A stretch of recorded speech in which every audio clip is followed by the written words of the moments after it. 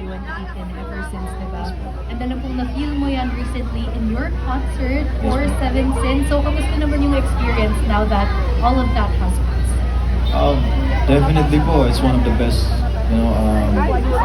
it's one of the best moments na nangyari sa buhay ko. And of course, hindi ko nakalimutan din kasi ayun nga po, it's my first concert, first ever as a solo artist since 2 years ago.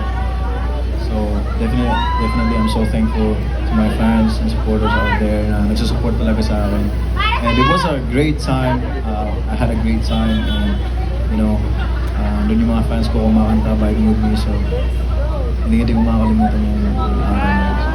True that, and that concert is proof na talagang you had a concept, not just for the show, but for this era of your music. So maybe you can let us into that. Ano ba yung Seven Sins for you?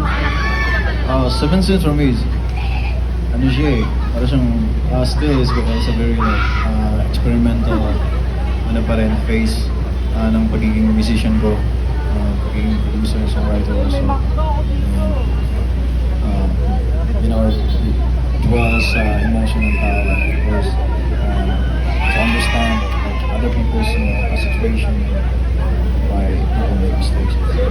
Human nature, why they make mistakes. That's why, as a person din, nagkakamali rin ako, that's why I make songs, I make mistakes.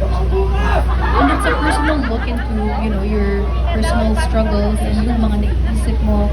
With something so personal as that, meron bang hesitation na okay lang ba na i-share ko tong part na to? Actually, a lot. Sobrang kasi meron din naman kasi talagang medyo hindi for kids na mga words sa album ko. And there's a lot. And yung emotions din talaga lahat. Anger, sadness. Unfiltered Yeah, unfiltered talaga. Sobrang direct naman ang album. So, yeah, pinag-isipan ko rin, should I release something like this? Kasi people might not like ano yung ilalabas ko, but still, I just kung ano yung nagpapasaya rin sa akin. So, ayun, ang pinaka-importante na lang is masaya ako sa ginagawa ko. Sharing kami for you. Of course, pakinggan ko pa rin yung mga sinasabi ng tao. Katulong sa akin. True that, and alam kong mas nakilala ka rin naman ng mga fans mo and listeners mo through this album. So gusto niyo bang marinig ang first song?